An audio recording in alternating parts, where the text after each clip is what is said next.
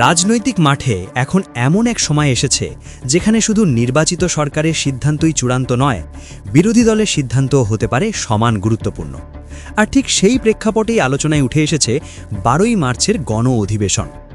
এই অধিবেশনের আগেই রাষ্ট্রপতি পদত্যাগ করতে পারেন, আর যদি না করেন তাহলে এমন কিছু ঘটবে যা শুধু রাষ্ট্রপতির জন্য নয়, তারেক রহমানের জন্যও হবে চরম লজ্জাজনক।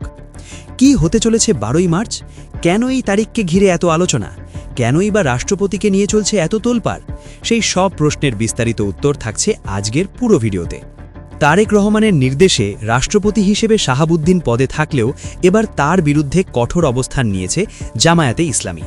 শুধু জামায়াতই নয়, জাতীয় নাগরিক পার্টির নেতাকর্মীরাও শাহাবুদ্দিনকে রাষ্ট্রপতি হিসেবে মেনে নিতে রাজি নন।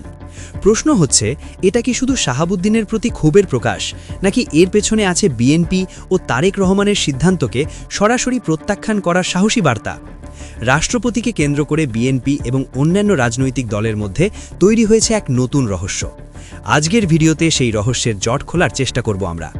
এবার রাষ্ট্রপতি শাহাবুদ্দিনের বিরুদ্ধে যে প্রতিবাদের ঢেউ উঠেছে সেটাকে দমিয়ে রাখা এখন অনেকটাই কঠিন হয়ে পড়েছে। এর আগেও রাষ্ট্রপতিকে পদত্যাগ করাতে রাজপথে নেমেছিল ছাত্র জনতা, কিন্তু সেই সময় অন্তর্বর্তী সরকার ক্ষমতায় থাকায় বিষয়টিকে তেমন গুরুত্ব দেওয়া হয়নি। কিন্তু এবার শুধু ছাত্ররা একা নয়, তাদের সঙ্গে কাঁধে কাঁধ মিলিয়ে বিরোধী দল জামায়াতে ইসলামীর নেতাকর্মীরাও রাষ্ট্রপতির বিরুদ্ধে রুখে দাঁড়িয়েছেন। শুধু দাঁড়ানোই নয়, জামায়াতে ইসলামীর অ্যাডভোকেট শিশির মনির এমন একটি বিস্ফোরক মন্তব্য করেছেন যা শুনলে অপমানিত বোধ করবেন রাষ্ট্রপতি, এবং একই সঙ্গে লজ্জায় পড়বে দেশের বৃহত্তম রাজনৈতিক দল বিএনপি ও তারেক রহমান। শিশির মনির সরাসরি জানিয়ে দিয়েছেন, 12ই মার্চ সংসদের প্রথম অধিবেশনে যখন রাষ্ট্রপতি শাহাবুদ্দিন ভাষণ দেবেন, ঠিক সেই মুহূর্তে জামায়াতে ইসলামী এবং 11 দলীয় জোটের সংসদ সদস্যরা হলঘর ছেড়ে বাইরে বেরিয়ে আসবেন এবং ভাষণ শেষ হওয়ার পরেই কেবল তারা সংসদে ফিরে প্রবেশ করবেন। এখন প্রশ্ন হচ্ছে, এই বিস্ফোরক মন্তব্য কি শিশির মনিরের ব্যক্তিগত ইচ্ছায় দেওয়া, নাকি এটি পূর্ব পরিকল্পিত একটি সিদ্ধান্তেরই প্রকাশ? মনে হচ্ছে এটি আদৌ হঠকারী কোনো বক্তব্য নয়, এটি একটি সুচিন্তিত পরিকল্পনার অংশ, যা শিশির মনির সবার সামনে স্পষ্ট করে তুলে ধরেছেন। তবে এভাবে একজন রাষ্ট্রপতিকে প্রকাশ্যে অসম্মান করার পেছনে নিশ্চয়ই শুধু ব্যক্তিগত ক্ষোভ নেই, রয়েছে সুনির্দিষ্ট কারণ, আর সেই কারণগুলো এখন একে একে সামনে আসছে, যার কিছু বিষয় বিএনপির জন্য অত্যন্ত লজ্জাজনক।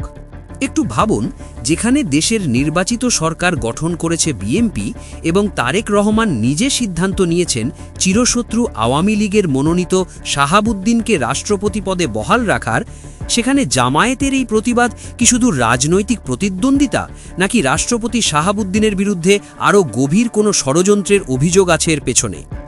এই বিষয়টি ঠিকভাবে বুঝতে হলে আমাদের ফিরে যেতে হবে 2024 সালের জুলাই-অগস্টের গণ অভ্যুত্থানের দিনগুলোতে। যে রাজনৈতিক দল টানা 17 বছর ধরে দেশ শাসন করেছে, তার বিরুদ্ধে সাধারণ মানুষ এমনি রাস্তায় নামে না। দীর্ঘ 17 বছরের অন্যায়, দুর্নীতি আর জুলুম সহ্য করতে করতে একসময় সীমা ছাড়িয়ে যায়, আর তখনই দেশের সর্বস্তরের মানুষ ঐক্যবদ্ধ হয়ে রাজপথে নেমে আসে এবং ঐতিহাসিক বিজয় ছিনিয়ে নেয়। সেই আন্দোলনে ছাত্র জনতার চোখ গিয়ে পড়েছিল বঙ্গভবনের দিকে। তারা চেয়েছিল রাষ্ট্রের সর্বোচ্চ পদে থাকা রাষ্ট্রপতি অন্তত সরকারের নির্দেশে চলা গণহত্যার বিরুদ্ধে মুখ খুলুক, দায়িত্ব নিক। কিন্তু ঠিক সেখানেই খুলে পড়ল রাষ্ট্রপতির আসল মুখোশ। ছাত্র জনতা দেখতে পেল যে শাহাবুদ্দিনের মধ্যেও লুকিয়ে আছে সেই একই স্বৈরাচারী মানসিকতা যা আওয়ামী লীগ সরকারের রন্ধ্রে রন্ধ্রে ছিল। বঙ্গভবনের সামনে যখন ছাত্ররা জীবন বাজি রেখে আন্দোলন করছিল, তখন রাষ্ট্রপতি শাহাবুদ্দিন দেশের প্রতি কোনো দায়িত্ব না নিয়ে নিশ্চিন্তে নিজের আরামে মগ্ন ছিলেন। সেদিনের সেই নীরবতাই প্রমাণ করে দেয় তিনি কতটা গভীর ষড়যন্ত্রের অংশ ছিলেন। এরপর আসে অন্তর্বর্তী সরকারের পর্ব। ডক্টর ইউনূস দায়িত্ব গ্রহণ করে দীর্ঘ প্রায় 18 মাস দেশ পরিচালনা করেন। সেই সময় তার উপদেষ্টা মণ্ডলীর কেউ কেউ নানা অনিয়ম ও দুর্নীতিতে জড়িয়ে পড়েছিলেন বলে অভিযোগ ওঠে।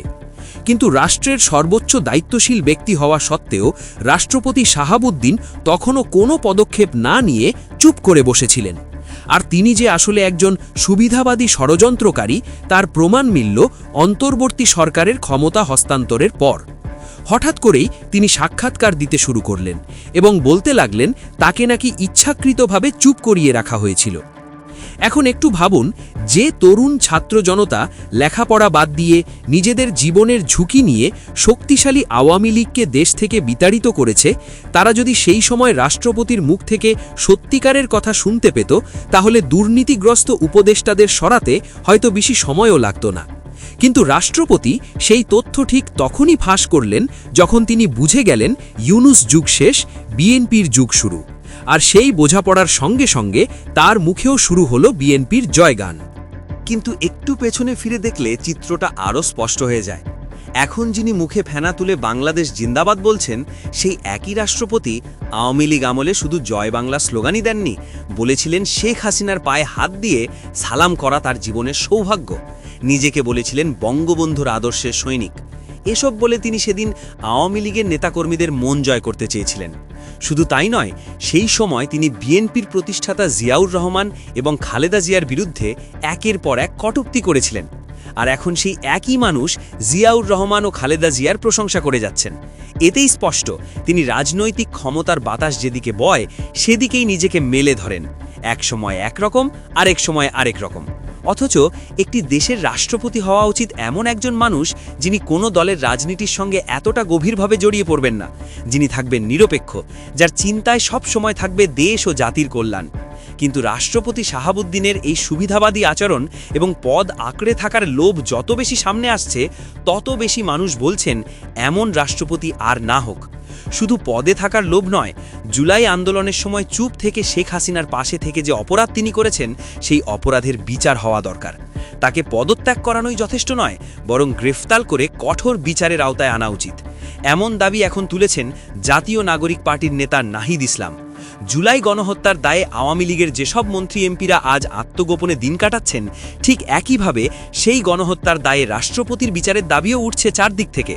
তবে এত সব জানার পরেও বিএনপি কেন শাহাবুদ্দিনকে রাষ্ট্রপতি পদে রাখার পক্ষে লড়ে যাচ্ছে, সেটারও একটি কারণ আছে।